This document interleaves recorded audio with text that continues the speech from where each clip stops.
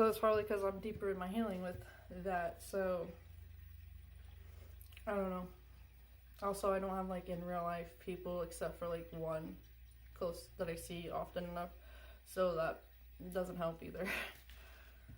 And I want to travel. I want to see people that I've met on here and everything, or like online, that I'm close enough with that I know that I can, you know, that it's not like some type of catfish and I'm in danger or anything.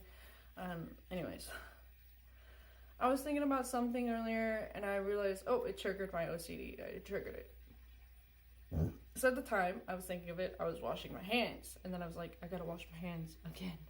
And like, it's because I was thinking of, there was a time when I was younger than 10, I'm pretty sure. Or I was 10, I don't know. Because I think I went to visit my mom. So I'd visit her on the weekends. And there was this older kid around where my grandma, like, because my grandpa, my step-grandfather still lived there with, like, my cousins.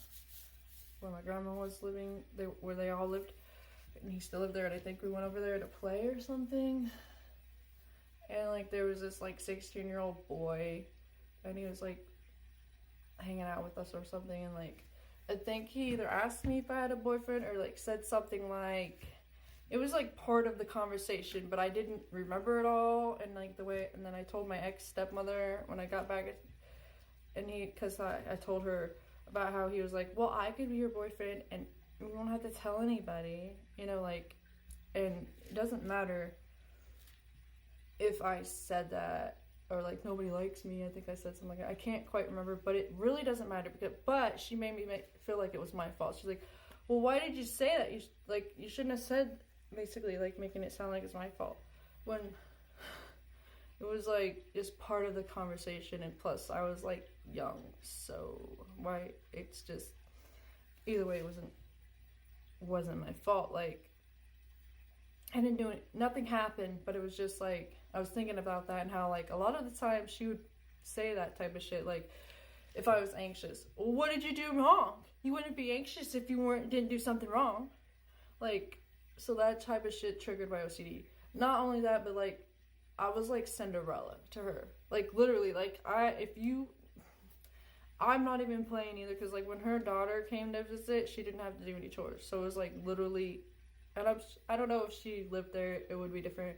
I really don't know, because I was the only one there, and, like, I could only imagine it was probably going to be worse for me, and her daughter would probably be put on a pedestal, I'm just sure of it. But then behind her back, she told me about her daughter, that her daughter was fat, and I'm just like, she's not even fat, but okay, like, and she always commented every time I gained a couple of pounds and noticed, she'd be like, oh, you're gaining weight.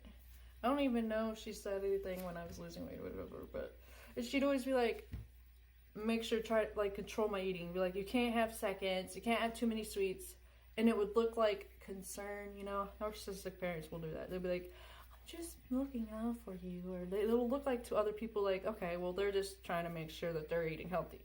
Nah, bitch, it's in the fucking form of control. Like, it's, yeah. And so that's why I developed the eating disorder. Not to mention, because, like, I was in, like, cross country and track and stuff like that, because, like, basketball and volleyball, I didn't understand the rules of the basketball, and I should have known, hey, I'm autistic. You know, I should have realized that's why, because, like, it just never clicked to me. It's like, I don't understand the plays. I don't get it. Like, not that I was terrible at it. It just was like, I didn't understand the plays and why we decided, you know, like, I might understand them now. I don't know. But back then I didn't. There was just a lot of trauma I was dealing with.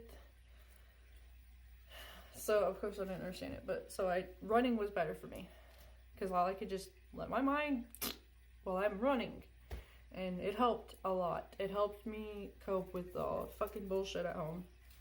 It helped me with a lot of anger. I had a lot of anger inside, and I would just hold it inside, because, like, if I outbursted, I would get in trouble.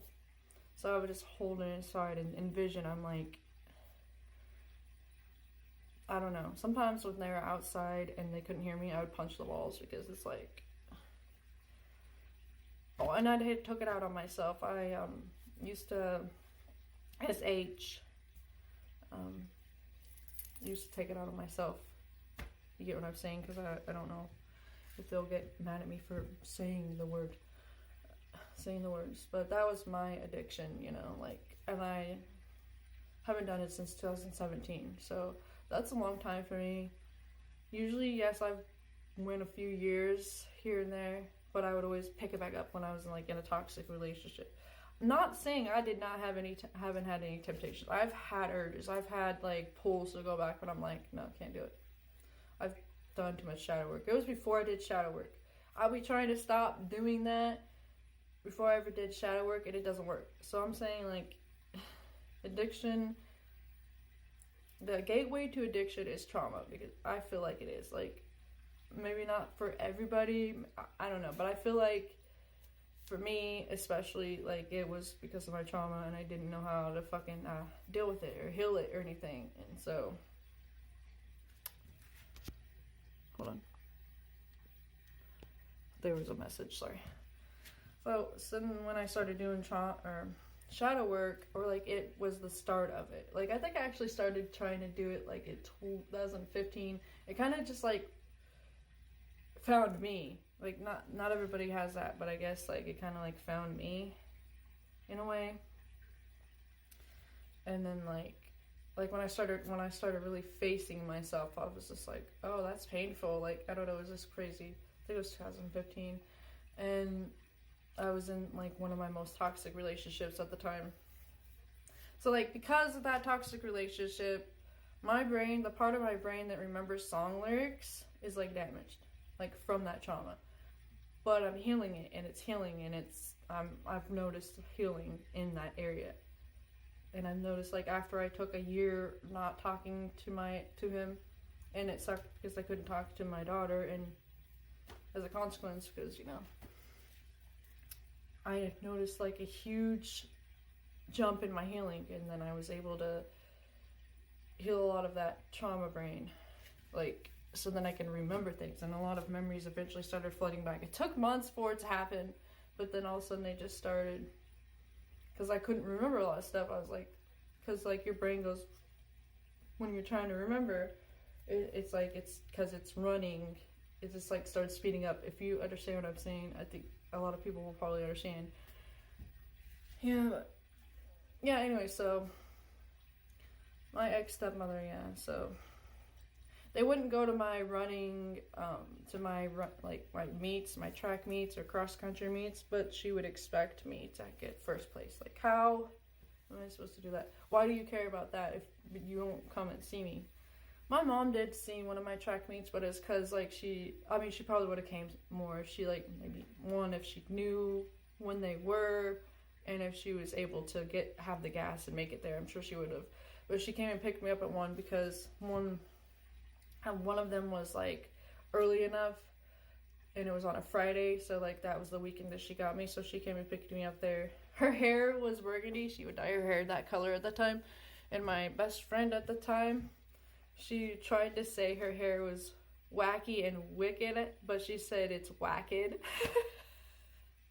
I remember that. Is funny. Yeah, this is crazy. I don't know, I just wanted to say all that stuff, I guess, but yeah, so my OCD is definitely from my trauma from my ex-stepmother. So I didn't have it at all as a kid. I had the autism, but I didn't have the need to clean everything and blah blah blah. That was from her. And for a while, and until the last couple of years or so, I would clean my whole house weekly. I would clean all the bathroom. I would do all that. I guess, I don't know if you'd call it deep clean, but I would just clean it, the whole thing. Dust, dishes, clean the toilets, bathrooms, showers, floors, everything. I would do that once a week. It was exhausting, and I couldn't not do that. And now I'm I will do that once a month, but I will do and I just did yesterday. But I usually will clean the floors as much as needed, because my cats and their litter. But yeah, wanted to just give a little bit of information, I guess, more backstory about stuff.